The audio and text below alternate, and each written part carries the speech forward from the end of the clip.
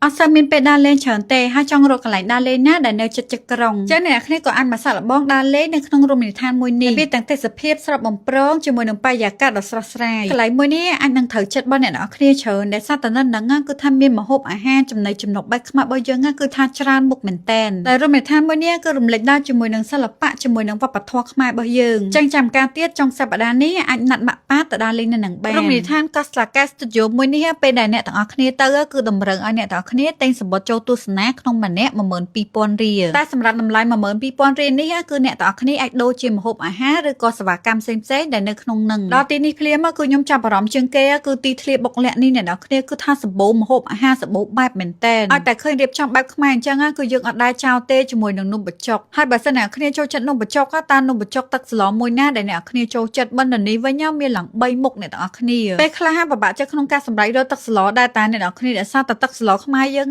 ងសិតតែឆ្ងាញ់នៅទីធ្លាបុកលក្ខនេះគឺសម្បូរនំខ្មែរផ្អែមខ្មែរបើនិយាយពីគ្រឿងកញ្ចក់កញ្ចប់ញ៉ាំវិញគឺថាសម្បូរបែបមែនតើពេលដែលគ្រឿងកញ្ចក់កញ្ចប់ច្រើនអញ្ចឹងដឹងថាញ៉ាំមួយណាទេអ្នកទាំងគ្នាព្រោះចូលចិត្តទាំងអស់បាទតកឈូគាត់នេះវិញគឺថាខ្ញុំជាប់ចិត្តជាមួយនឹងទឹកស្កររបស់គាត់ដែលសារតែទឹកស្កររបស់គាត់ហ្នឹងគឺមានដូងខ្ចីជាមួយនឹងខ្នោញ៉ាំទៅឡើងខ្ទិះពេញមាត់ហ្មងអ្នកទាំងអស់គ្នាហើយនេះជាការ៉េមអតីតកាលរបស់ខ្ញុំនិយាយទៅនៅក្មេងៗចូលចិត្តញ៉ាំការ៉េមហ្នឹងមែនតើក៏ស្លាកាស្ទូឌីយោមួយនេះពេលដែលអ្នកគ្នាដើរចូលមកដល់ដំបូងគឺប្រកាសជាឃើញជាមួយនឹងផ្ទះធំស្កឹមស្កៃមួយនេះហើយសម្រាប់ផ្ទះល្វែងចាន់នេះគឺជាផ្ទះបែបខ្មែរអញ្ចឹងយើងអាចតែងខ្លួនលក្ខណៈជាបុរាណខ្មែរដើម្បីថតរូបជាអនុស្សាវរីយ៍នៅផ្ទះនេះបានឃើញផ្ទះខ្មែរស្អាតអញ្ចឹងបើសិនគ្នាចង់មក pre-wedding នៅនេះគាត់ក៏បើកទទួល pre-wedding ដែរបើនិយាយពីនៅនេះវិញបរិយាកាសជាមួយនឹងកន្លែងថតរូបអីគឺថាសម្បូរមែនតើខ្ញុំដើរមកជុំហ្នឹងគឺថាការតុបតែងរៀបចំរបស់គាត់គឺស្អាតមែនតើបើតាមការសង្កេតមើលរបស់ខ្ញុំគឺថានៅនេះមានទីធ្លាធំមែនតែបើនិយាយពីសម្រាមជាមួយនឹងការទុកដាក់សម្រាមរបស់គាត់គឺមានសណ្ដាប់ធ្នាប់នៅពេលថ្ងៃឡើង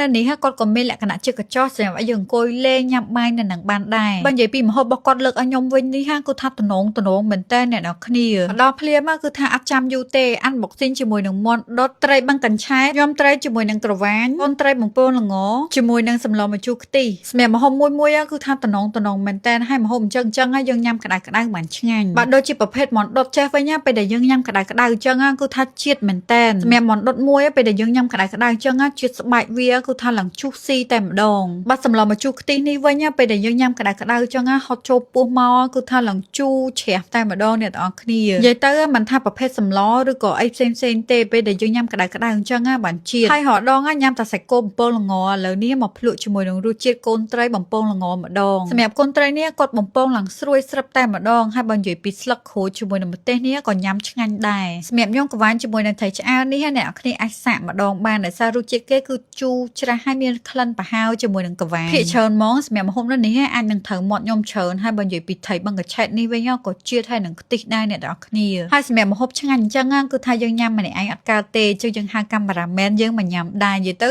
ម្ហូបនេះអាចនឹងថាត្រូវមាត់ខ្ញុំសឹងតែគ្រប់មុខហ្មងហើយអ្នកនរគ្នាឃើញអង្គុយញ៉ាំនឹងក្នុងកញ្ចក់អញ្ចឹងមែនណាប៉ុន្តែអត់ក្តៅទេដោយសារនៅនឹងគឺថាពាត់ជុំវិញដោយទឹកហ្មងហើយទឹកនៅខាងក្នុងហ្នឹងអ្នកនរគ្នាក៏អាចស្ទូចត្រីបានដែរអ្នកនរគ្នាឃើញកញ្ចក់ជាមួយនឹងកន្លែងអង្គុយរបស់គាត់ច្រើនអញ្ចឹងមែនណាប៉ុន្តែសៅរ៍អាទិត្យបើសិនជាអាចអ្នកនរគ្នាអាចខកគាត់មុនបានជៀសវាងដែលយើងមកខកជើងអញ្ចឹងយើងអាចបានអង្គុយកញ្ចក់ឬក៏បានអង្គុយកន្លែងណាដែលយើងចង់អង្គុយអញ្ចឹងណាសម្រាប់កន្លែងក្មេងៗលេងវិញក៏មានលក្ខណៈជា playground សម្រាប់ឲ្យគាត់អង្គុយលេងបានយ៉ាងងាយស្រួលដែរហើយនៅជាប់ playground ហ្នឹងក៏មានលក្ខណៈជាហាងកាហ្វេមួយសម្រាប់ឲ្យអ្នកគ្នាអង្គុយធ្វើការឬក៏ចាំក្មេងៗលេងនៅខាងក្នុងហ្នឹងអញ្ចឹងគឺយើងអាចអង្គុយចាំគាត់ដែលមានភាពងាយស្រួលមួយវិញទៀតបើសិនអ្នកគ្នាមានកូនអីកុំភ្លេចដាក់កៅអៅហែទឹកឲ្យគាត់ផងដោយសារនៅនេះគេតម្រូវឲ្យមានកៅអៅហែទឹកនៅនេះមិនថារបស់ក្មេងលេងឬក៏របស់មនុស្សធំដែលគាត់ចូលចិត្តលេងបាញ់ធ្នូឬក៏ល្បែងអីផ្សេងទេគឺមាននៅក្នុងនឹងទាំងអស់តែម្ដងសម្រាប់កាស្លាកែតសុទ្ធយោមួយនេះគឺគេបើកនៅម៉ោង 7 ព្រឹកហើយបិទវិញនៅម៉ោង 6 ល្ងាចបើនិយាយពីចំណតឡាននៅនេះវិញគឺថាមានភាពធំទូលាយមែនតើអញ្ចឹងអ្នកគ្នាមកអត់ចាំបាច់ភ័យក្នុងការចតឡានអីទេអញ្ចឹងសម្រាប់វីដេអូមានតែប៉ុណ្្នឹងទេជួបគ្នានៅវីដេអូក្រោយកុំភ្លេច follow ខ្ញុំម្នាក់មួយផងបាយបាយ